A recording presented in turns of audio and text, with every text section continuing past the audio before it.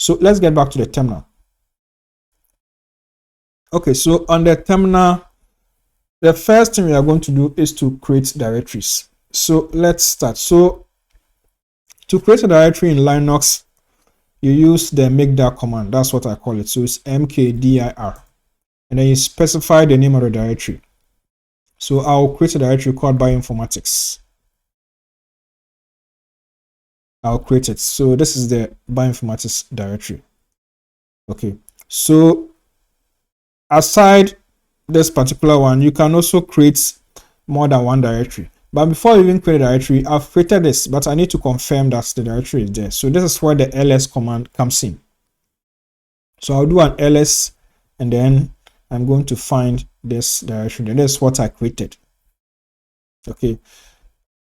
With the directory creation, is you can create more than one directory using the mkdir command. Okay, so I can create more than one. So if let's say I want to create 2 directories, I can just say mkdir, and then I specify my directory. So let's say I want to create a directory called DNA and another directory called RNA. I can specify all of them like this, and then I'll execute the command. So this will create the directory for me. Okay, so let's proceed. So I can do an ls, and I'm going to find the directories there. So I have these 2 which I just created, and this one which I created. So that is how we create directories in Linux. Another thing you should also take notes is that some people might be tempted to add a space character, which can be problematic in Linux environments. So if let's say you want to create a directory called variant colon, let's say mkdir variant colon, then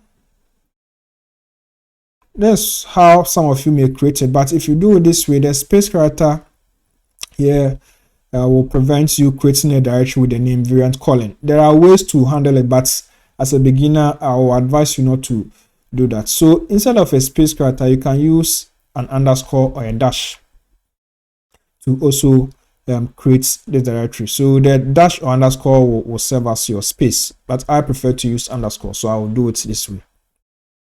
And then I'll execute this command to create it. So it has been created. So I can do an ls again to check the directory, and that is what we have here. Okay, so now we have created our directories. Now, how do we copy directories? That's the next step. So let's look at how to copy directories. So if you are going to copy the directory, we use the cp command. But let's take a look at something here. You have your cp.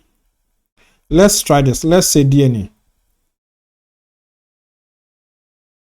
Okay, now before we go to the cp command, let me also say that you can create a directory within a directory. So that will be a subdirectory.